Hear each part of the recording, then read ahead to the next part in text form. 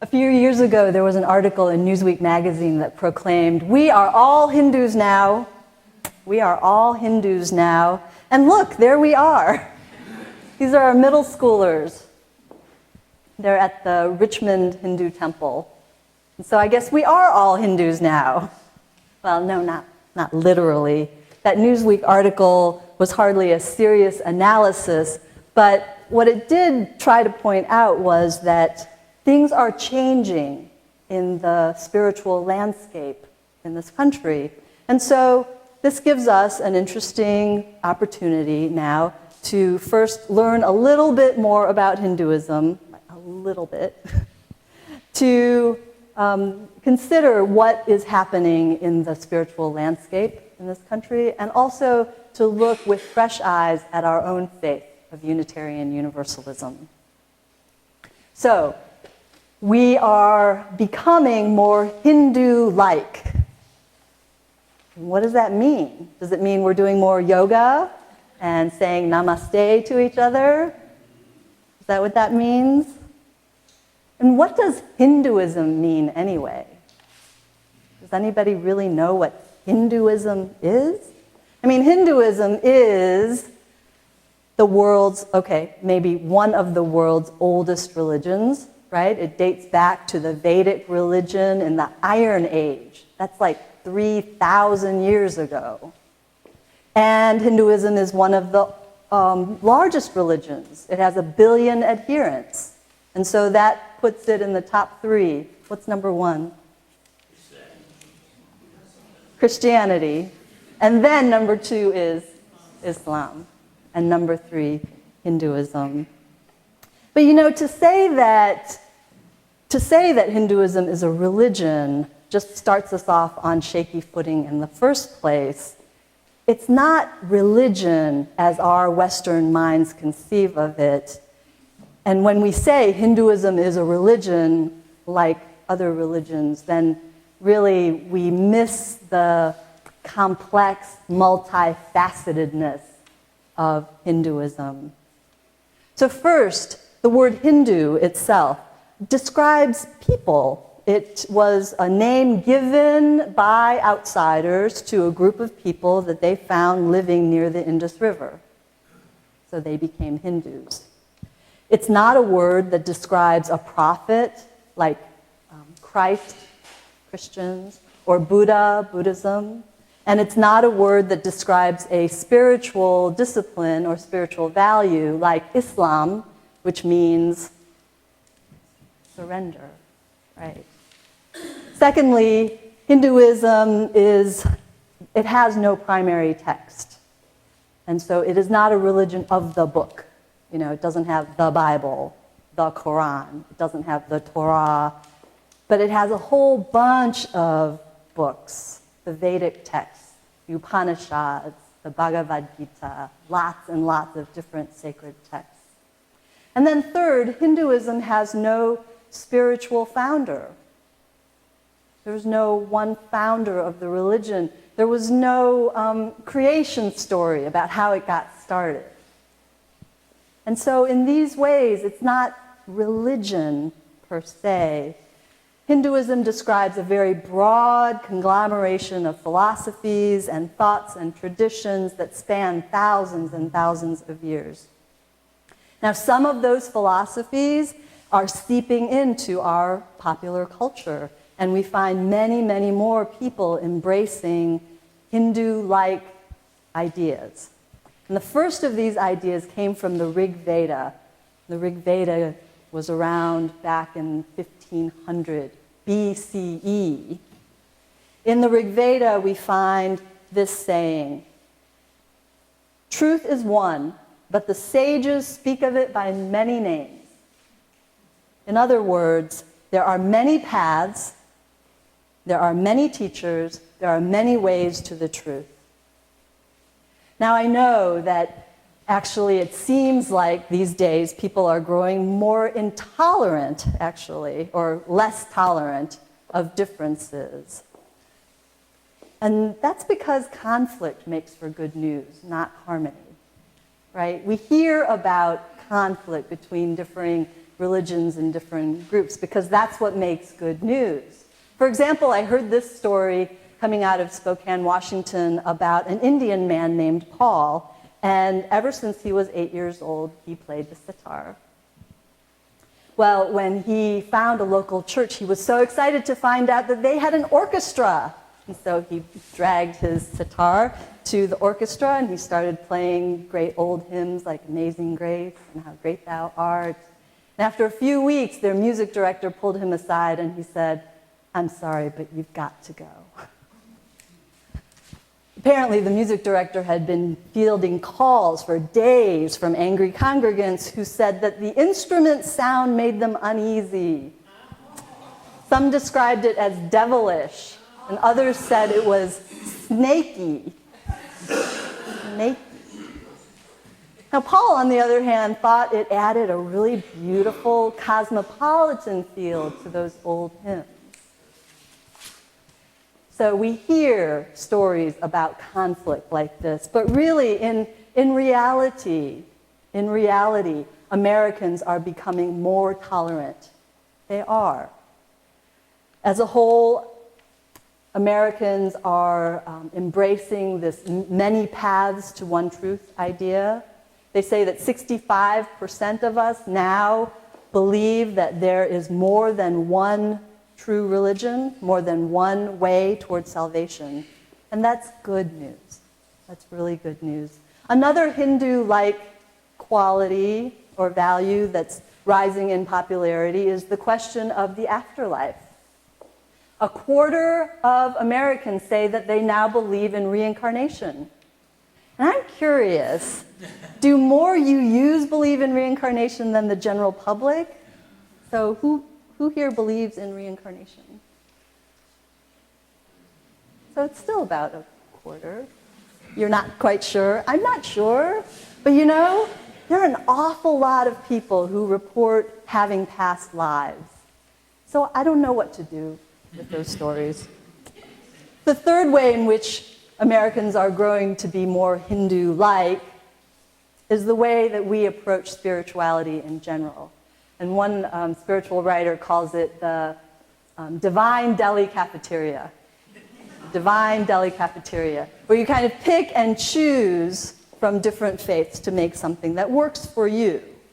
And so, you know, on Saturday you'll go to Catholic Mass, and then on Monday you'll go to yoga and chant Om, and then on Wednesday you go to the Buddhist meditation group, and maybe on Friday you join your friend and go to the synagogue for Shabbat services. Divine deli cafeteria style. But is all that cafeteria food really good for us? I wonder. Or is it like Swami Vivekananda said, that we are just feeding our idle curiosity with a continuous succession of different ideals? Are we hungry for new, exciting ideas, but then ready to find something else as soon as that excitement wears off? In that quote, the Swami referred to religious liberalism, and I think he was talking to us. He spent a lot of time with Unitarians and Universalists in his time in the United States.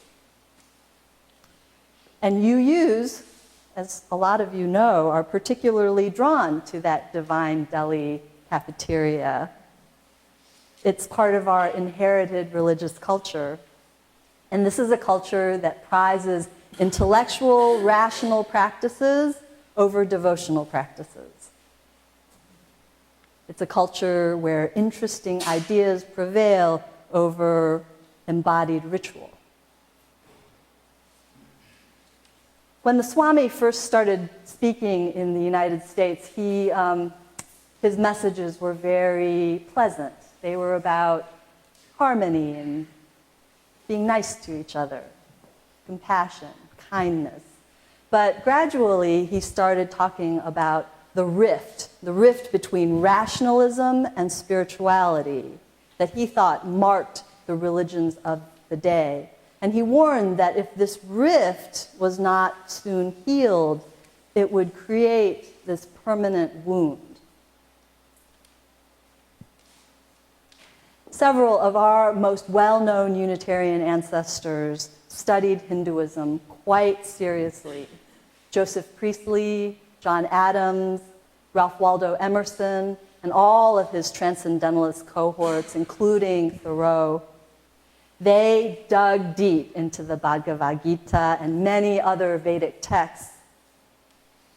This was also the time when the Universalists were moving to a different idea of universalism, not universal salvation so much as universal religion, many paths to one truth. And one wonders if the Hindus and Hinduism had not affected the Universalists as well. So they dug deep and they looked very deeply at the four paths to the divine. So the word yoga doesn't mean just downward facing dog and sun salutations. It's not just physical exercise, but the word yoga means path. And in Hinduism, there are four paths to the divine, four paths to the truth. So there's Gyan, which is knowledge, Raja, meditation, Karma, action, and Bhakti, devotion.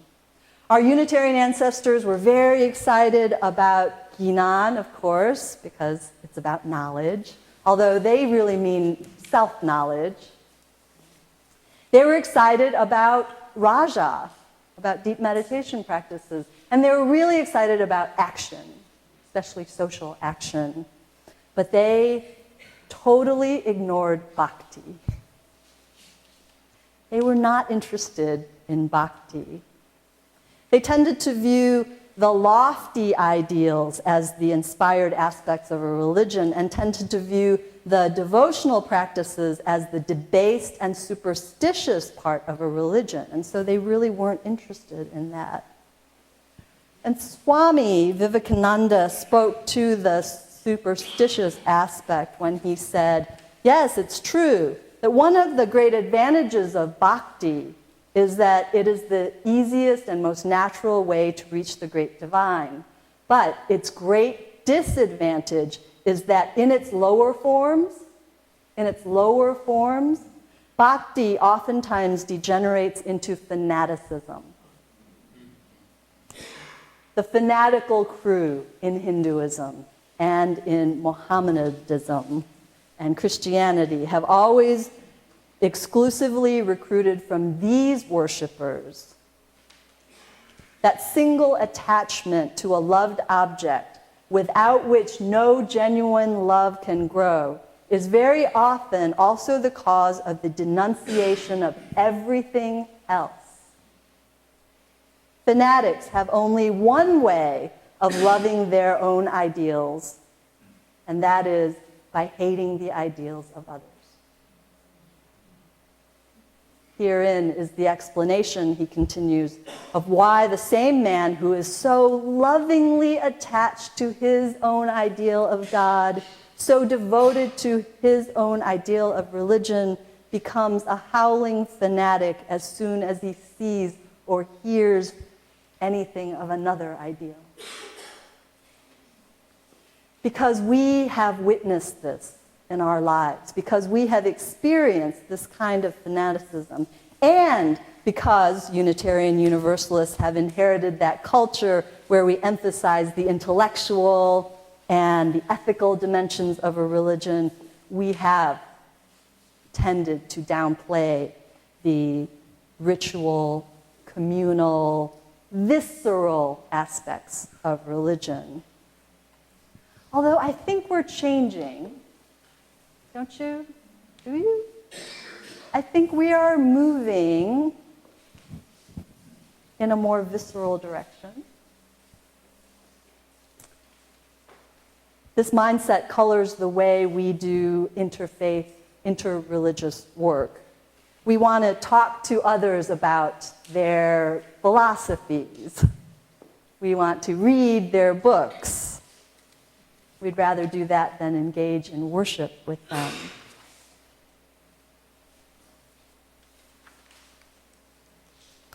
We'd rather do that than join them in practices of devotion and adoration, rather than practices of ecstatic ritual, where one can lose oneself in rhythm and vibrations and the mysterious sound of Om and the smell of burning incense. Now, I am not going to suggest that we appropriate any of these practices into our own community. It wouldn't be right. What I am asking is for us all together to consider, what are the visceral dimensions of our faith? What are the visceral, embodied dimensions of our faith? What are our rituals of devotion, adoration? When do we lose ourselves in music and in rhythm and in vibration, in chant, in prayer?